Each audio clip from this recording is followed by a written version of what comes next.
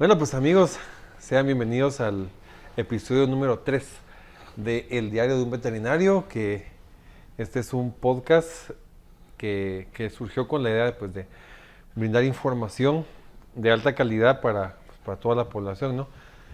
El día de hoy para mí me acompaña alguien bien especial, es el esposo de una gran amiga, de una de mis mejores amigas de la U, de la doctora María René La Guardia, el doctor Diego Badía. Diego y yo entramos juntos a la Facultad de Veterinaria hace 19 años, Diego. 19. Ahí fue el 2005, nos andábamos conociendo, ¿te acuerdas? Sí, claro. Ahí fue cuando empezó toda la aventura de estudiar veterinaria.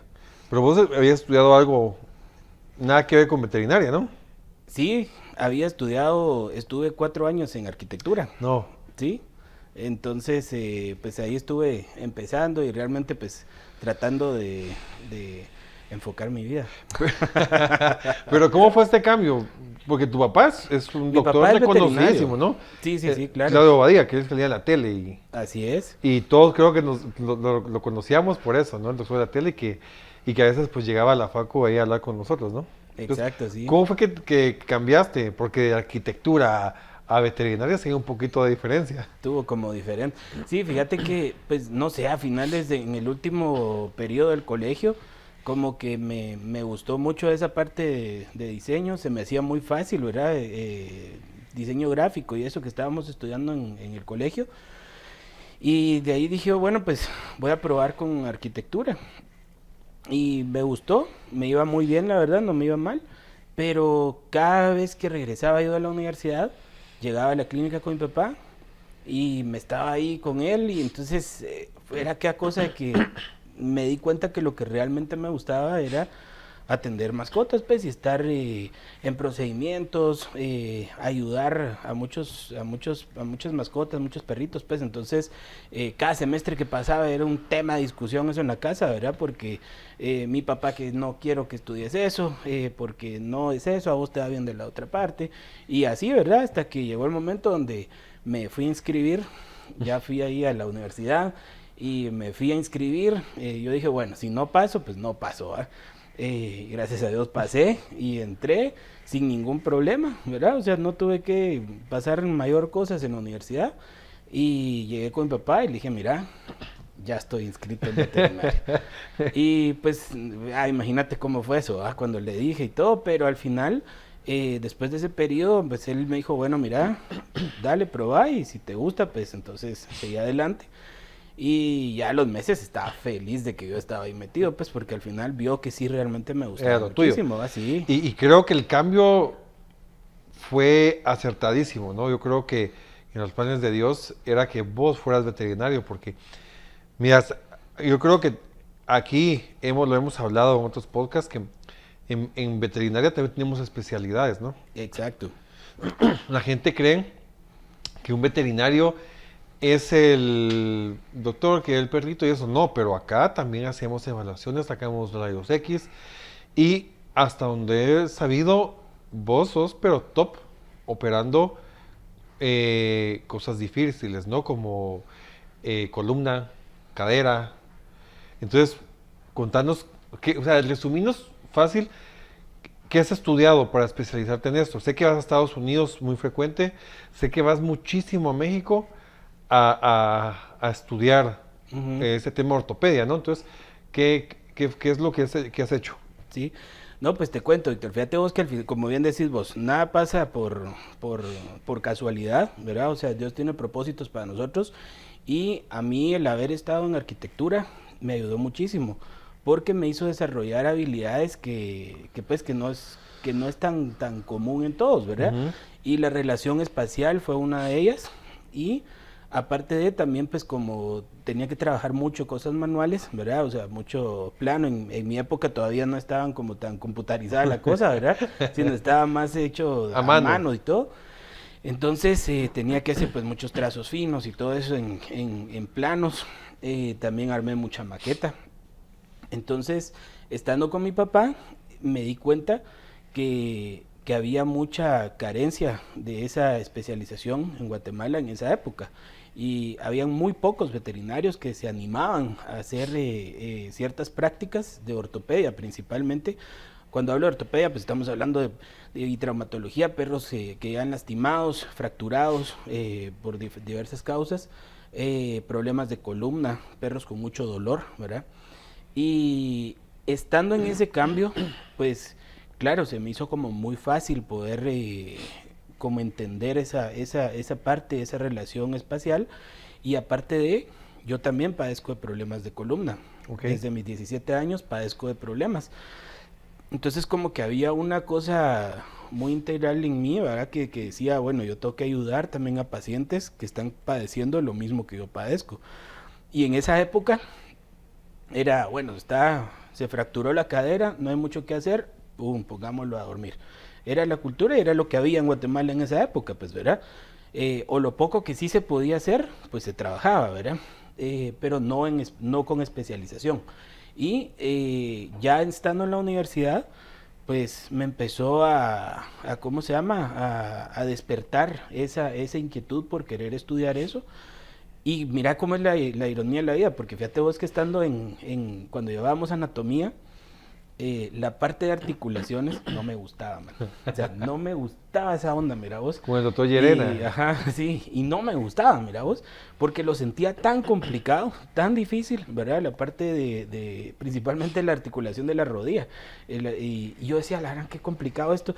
Y me bloqueé, fíjate, y no lo quería como aprender. Incluso estábamos de novios todavía con la pollita, con María René. Y me dice, yo le digo, mira, mi amor, yo no me voy a aprender eso. Y no me lo aprendí. O sea, y dije, oh, voy a sacar cero, y no me importa, y no me lo aprendí. Y bueno, pues al final, gracias a Dios, pasé el curso y todo. Y ya graduado, ¿qué crees? Haces rodilla. Me tocó estudiar por mi cuenta y me tocó meterme y hacer lo que no pude hacer, digamos, como en la universidad, o decir, eso no me lo voy a aprender. Hoy por hoy me lo sé de pe a pa. De pe a pa, y me sé como un mapa de eso y ya me sé, o sea, identifico muy bien todo, porque me tocó hacerlo después de la universidad. Y esa parte, digamos, me ayudó muchísimo, ¿verdad? Porque al final le agarré mucha pasión al tema de la ortopedia. Efectivamente, los primeros cursos que fui a sacar fue en Estados Unidos para sacar en AOVET, también en otras instituciones donde fui a sacar fijación externa, y pues he ido tomando varios cursos de eso. En México, como bien lo decís, también ha sido un país que le estoy muy agradecido, ¿verdad? Y a mucho colega mexicano que pude ir ¿cómo se llama?, aprender con ellos en muchísimos cursos que he estado, ¿verdad? También saqué un posgrado en línea de ortopedia. Y la parte, pues ya después me empecé a meter un poco más en la parte de columna, de cirugía de columna, por lo mismo, porque yo padezco de eso. Entonces quise ayudar a pacientes que estaban en condiciones similares. Y empecé a desarrollar ese estudio, pues, ¿verdad? Y la práctica ya en Guatemala. Somos pocos realmente los que trabajamos eso en Guatemala. Y sí requiere pues bastante estudio, mucha práctica. No es tan fácil realmente trabajar eso, pero hoy por hoy tenemos mucho acceso a poder tener esa tecnología en Guatemala de diagnóstico, ¿verdad? Ya hay tomografía, ya tenemos estudios avanzados con radiografía digital. Eso empezó a mover mucho ¿cómo se llama? El desarrollo de la parte de diagnóstico, ¿verdad? Ok. Hablabas de algo que es bien interesante, el tema rodilla. Uh-huh. En lo personal, yo no... cuando veo que problemas de rodilla, yo solo diagnostico, pero tengo que referir, porque en lo personal no puedo trabajar rodilla. Perdón. ¿Cómo crees vos que la nutrición juega un papel en las lesiones de rodilla y columna? Porque recordemos de que son los miembros los que sostienen todo el peso del animal, ¿no? Entonces, ¿cómo crees vos, Diego, que la nutrición, el papel que juega en estos temas? Pues mira, Es un papel muy importante, ¿verdad? Muy importante. Y eso empieza desde el crecimiento del cachorro. O sea, desde el crecimiento de un perrito, recordemos que la nutrición es vital, ¿verdad? Porcentajes de proteína, ¿verdad? También balances de minerales, fósforo, calcio, principalmente, ¿verdad? Entonces, estamos viendo que no es solo rodilla el problema. También estamos hablando de codos, ¿verdad? Estamos hablando de hombros, estamos hablando de cadera, ¿verdad? Entonces hay muchas patologías que están relacionadas con la mala nutrición de cachorros, que cuando van creciendo, estos pacientes van desarrollando problemas a nivel general articular, ¿verdad? Dentro de ellas están pues problemas de ruptura del ligamento cruzado, estamos con, ¿cómo se llama? Con desbalances incluso metabólicos que nos puedan ir generando problemas, por ejemplo, pacientes con hipotiroidismo que pueden desarrollar también ruptura del ligamento cruzado. OCD, ¿verdad? En codos, estamos hablando de ¿cómo se llama? Perdón, en hombro, estamos hablando de varias patologías que nos pueden ir desarrollando en el tiempo, ¿verdad? Pero comenzamos por una mala nutrición en cachorros, ¿no? Sí, en algunos casos es por una mala nutrición desde cachorros, ¿verdad? Perros que pues obviamente, sobre todo perros que fueron alimentados con dietas caseras, ¿verdad? Y dietas caseras desbalanceadas, ¿verdad? Entonces ahí podemos ver mucho problema.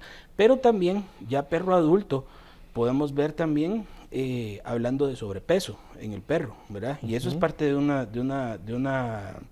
un mal balance nutricional, porque un perro con sobrepeso, claro, como bien decís, el peso va a afectarnos en la parte de las rodillas, en la parte de la columna, cadera, todas las posiciones donde hay mucha presión y mucha tensión, ¿verdad? Por supuesto. Bueno, hablando pues de una nutrición inicial, cuando lo que es importante es la densidad ósea. Exacto. La densidad ósea pues es la cantidad de como cuando hacemos un corte al hueso y vemos como esa mallita que tiene, ¿no? Esas trabéculas. Entonces, ¿qué tantas o qué tan pocas tiene?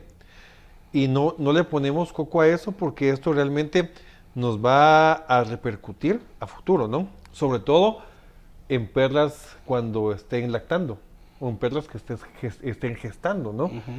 Que de repente no tomamos en cuenta, pero que nos puede afectar, ¿no? Por ejemplo, ¿cuál es lo más común que te llega a vos, Diego, en la clínica? Algo que digas que es frecuente. Mira, Víctor, tal vez de lo más frecuente, por ejemplo, si hablamos de tallas de perro grande, ¿verdad? De talla gigante. Estamos hablando de displasia de codo, ¿verdad? Osteocondritis disecante, ¿verdad? En tallas en perros que están en crecimiento porque son de crecimiento muy acelerados sus huesos, ¿verdad? Y eso genera mucha cojera en ellos. Entonces es una de las patologías más comunes en perro cachorro, digamos, cachorro joven, ¿verdad? Sí. De tallas gigantes. Luego las siguientes de esas, digamos, podríamos hablar de ruptura del ligamento cruzado. Es más frecuente de lo que te puedas imaginar. O sea, nosotros cada semana nos llegan 2 o 3 pacientes con ruptura del ligamento cruzado, ¿verdad? A veces es más. ¿Alguna raza que vos digas que has visto más incidencia? Mira, fíjate que los labradores padecen mucho, pero también mucho schnauzers. ¿El pastor alemán cómo lo ves? Mira, pastor alemán le veo más problemas de cadera, displasia. Displasia de cadera y a nivel de columna, inestabilidad lumbosacra, ¿verdad? O enfermedad discal, ¿verdad? En la parte caudal de las, ¿cómo se llama? De la columna, como la caudequina. Entonces ese tipo de problemas. De hecho, hace poco acabo de operar un paciente que tenía un problema muy serio, un pastor alemán, y pues realizamos una laminectomía dorsal, quitamos una porción del ¿cómo se llama? Dorsal, de la lámina del sacro, para que pudiera tener esa liberación a nivel de medular. Pero algo importante en este paciente era el peso, ¿verdad? Entonces tuvimos que controlar por medio de alimentación y todo eso el que disminuyera el peso. Pero hay ciertos pacientes que, por ejemplo, estando en el hospital, obviamente como están en convalecencia, bajan de peso, pues, ¿verdad? Entonces, empieza a haber un desbalance nutricional porque el perro está estresado, no quiere comer o esto y lo otro, y eso también nos afecta un poco en su recuperación, ¿verdad? ¿Qué haces en ese caso? Por ejemplo, hablemos de una displasia de cadera en un viejo pastor inglés, por ejemplo, que tiene mucho apego al dueño, ¿no? Y por depresión, uno por dolor no va a comer, porque el dolor hace que no comas, ¿no? Claro. Y muchas veces el factor emocional, Diego. Claro, todo eso está muy relacionado, pues, ¿verdad? El tema también es que a veces yo pues trato de no tenerlos, digamos, muchos días en el hospital, pero no soy muy partidario de entregarlos al día siguiente o al mismo día de la cirugía. ¿Por qué razón? Porque el paciente, yo sé que tienen ese apego con el cliente o con su propietario, ¿verdad? Con el tutor, pero al final del día, cuando están en ese proceso de recuperación, ellos se sienten muy ansiosos. Entonces el problema es que, imagínate, le acabamos de hacer una cirugía correctiva, digamos, en su cadera, por una fractura o lo que sea. Y llega a su casa, y ¿cómo se llama? Y al estar en casa, empieza con una actividad bastante fuerte, todo ansioso porque tocaron el timbre. Entonces se queda y empieza a buscar a los propietarios, a los dueños, a querer correr, y ahí nos va a dar problema, ¿verdad? Inflamación, pueden llegar incluso a lastimarse por eso. Entonces ese apego es a veces complejo cuando lo entregamos, ¿verdad? Yo por eso prefiero que se queden unos días en el hospital, porque yo sé que estando controlados con el dolor, como bien lo mencionaste, están controlados con reposo, ¿verdad? Reposo controlado también, porque no precisamente tienen que estar sin moverse, ¿verdad? Sino todo tiene que ser controlado. Eso nos ayuda muchísimo. Y el paciente, cuando no quiere comer del todo, pues le pedimos o solicitamos a los clientes que puedan llegar y que ellos nos apoyen con darle alimento, ¿verdad? O a veces nosotros pues ya les mezclamos o vemos que hacemos algo que les sea agradable a ellos para poder comer, y de esa manera pues controlamos esa parte. Sí, y bien, como hablábamos, creo que parte importante de la recuperación, ¿no? De un postoperatorio, cuando hablamos de un tema ortopédico, es la nutrición, Diego, ¿verdad? Darle un alimento, sobre todo que sea de alta calidad. Totalmente. Y fácil de digerir, ¿no? Exacto. ¿A vos te gusta alguna fuente de proteína especial, como no sé, un salmón, por ejemplo? Sí. ¿O te es indiferente? ¿O cómo lo manejas? Realmente la fuente de la proteína realmente a nivel, media vez no tenga problemas. Escuché en otro podcast de ustedes ahí al doctor Francisco hablando del tema de cómo se llama, de alergias, ¿verdad? Sí, sí. Media vez no haya una contraindicación en esa parte, te digo, realmente cualquier fuente puede ser Ideal. No hay ninguna predilección por alguno en especial. Ah, ok, pero me imagino que sí mantener el peso. Claro, hay que mantener el peso, una buena fuente, un buen porcentaje de proteína, o sea, un concentrado arriba de por lo menos un 25% de proteína, pues, ¿verdad? Sí es importante, ¿verdad? Entonces, ese tipo de cosas creo que sí son vitales para una buena recuperación. Por supuesto, porque a más proteína comen menos y esto va a hacer que la recuperación, pues porque va a tener menos peso, ¿no? Y va a hacer que la recuperación sea mucho mejor, ¿verdad? Entonces, bueno, realmente... Y la digestibilidad, que es bien importante, ¿verdad, Víctor? Porque al final del día, o sea, un paciente que se come, por decirte, media libra de alimento, pero resulta que solo absorbe un 25% de esa, o menos, un 40% de ese alimento, solamente se está llenando en volumen, pero no le está haciendo, o sea, no está cumpliendo con los requerimientos que realmente se necesitan, ¿verdad? Va a defecar el 75 y no se absorbió nada, pues, ¿verdad? Exacto. Tocaste un punto bien especial, ¿no? Que es la digestibilidad, que es cuánto come el animal, cuánto aprovecha y cuánto saca, ¿no? Exacto. Yo siempre he creído que un buen alimento tiene que ser que coma poco, pero que lo poco que comas te aporte lo suficiente para mantenerte bien. Y de hecho, un buen alimento te puede ayudar a mantener una salud ósea, ¿no? Claro, claro, sí. O sea, es que eso viene como lo platicamos desde el principio, o sea, desde un cachorro que lo tenés bien alimentado, bien nutrido, con un buen alimento, ahí, claro, vas a tener todo lo que es preventivo, siempre va a ser mejor que lo curativo, ¿verdad? Ok. Entonces, si vos alimentas bien a un paciente, a tu mascota, la alimentas muy bien, con buenos alimentos, desde el inicio, vas a minimizar los problemas ortopédicos o de columna, digamos, a futuro. Por supuesto. Ahora, hay condiciones que son de raza, que son genéticos, que obviamente aunque des lo mejor, no vas a cambiar Sí, como esos una factores, displasia ¿verdad? en un pastor Claro, alemán, ¿verdad? ¿no? Pero ¿qué vas a ayudar con una buena alimentación? Vas a minimizar las complicaciones que esa patología en sí va a generar sobre el paciente, Por supuesto. ¿verdad? Bien, pues Diego, la verdad es que para mí fue un gusto tenerte acá.